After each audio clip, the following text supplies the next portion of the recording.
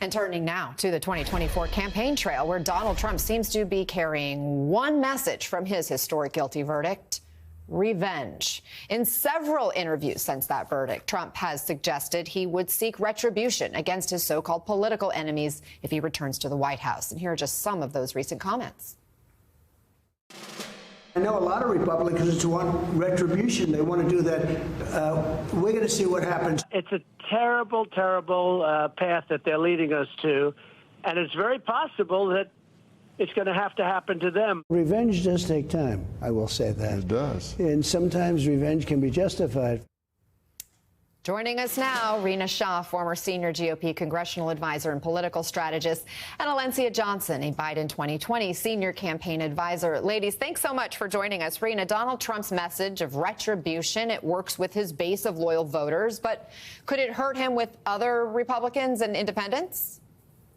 Without a doubt, there is a moment in which we sit that is so unique. People are scared because we know by now to believe Donald Trump.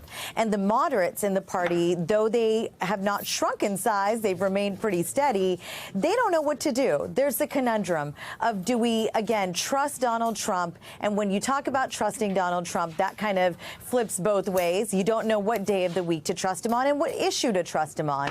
And so there's a moment also in which we have to say, is this a play at which Republicans can get to the hearts of these people and say, it's not about country over party. Trump will do better for you. Just put all this other stuff aside. Don't trust Biden. But again, look at Trump, have the nostalgia, and let's move forward. I'm not so sure. It's a weird moment for Republicans, and nobody knows how to game it.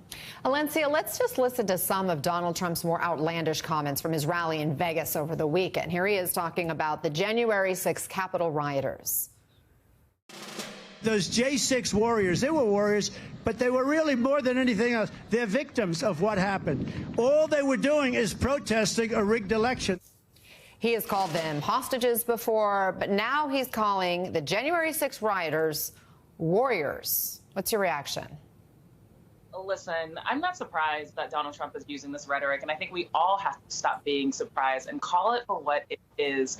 He is showing us that the Republican Party does not care about this country nor democracy, about this horrific attack on January 6th.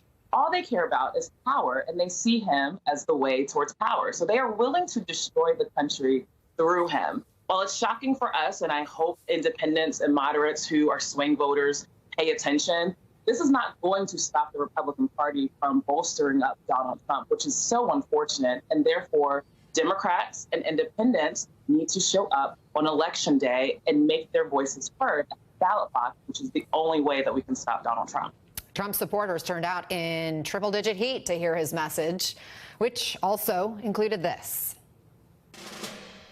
Do you feel the breeze? Because I don't want anybody going on me. We need every voter. I don't care about you. I just want your vote. I don't care. Now, he later said he was joking, but Rina, he is literally saying, I don't care about you. I just want your vote. Is there an element of truth there? There's a lot of truth right there, because at this point in the game, you have to turn out your base. And if you're worried about them turning out, you know, you got to give them stuff to get excited about. And that's why he does these rallies, right? He believes that showing up gives them enough excitement. But I do believe a large number of supporters are also looking for a little bit more. The moment is okay right now because he's just come off of this conviction, which gets them angry and makes them want to kind of, again, turn their guns on Washington, not literally, of course. You know, what we are worried about right now, as people that want to put country over party, that want to see Trumpism collapse, we are worried that this base will be angry enough if we go further and see more convictions. I mean, I want to see Donald Trump held accountable. I want to see him, you know, the rule of law applied to him because he is a private citizen. But the Republican Party that is overrun by MAGA, again, has that problem. If MAGA doesn't have something to turn out for, do they even turn out? And so, Alencia, let's talk a little bit about how the Democrats have been framing this campaign and their strategy. Our NBC News teams have been talking to voters on both sides of the aisle and in conversations with dozens of Democratic voters, specifically Biden supporters. they've expressed frustration that the president is failing to adequately communicate his accomplishments. Here's a sample of what we're hearing.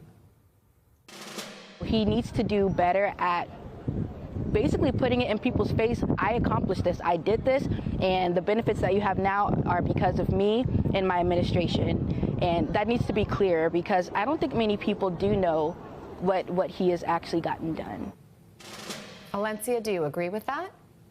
Listen, I hear that sentiment all the time, and I've actually said something similar on national television, and that the Biden administration needs to be out here bragging about the accomplishments of this historic administration. It is not enough. This is not 2020. It is not enough to run against Donald Trump and talk about the existential crisis that he is. The country knows that. We have to talk about why President Biden and Vice President Harris are the leader for the next 4 years, whether it's abortion rights, the things that they want to do around gun control.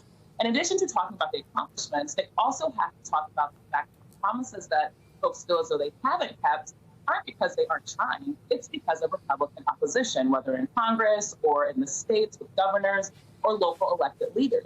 So I need for the Biden campaign to be a little less humble and throw it in people's face and brag literally about all of the things that they have been doing for the American people since the pandemic up until now. Rina Shah and Alencia Johnson, thank you both. It's good to have you here.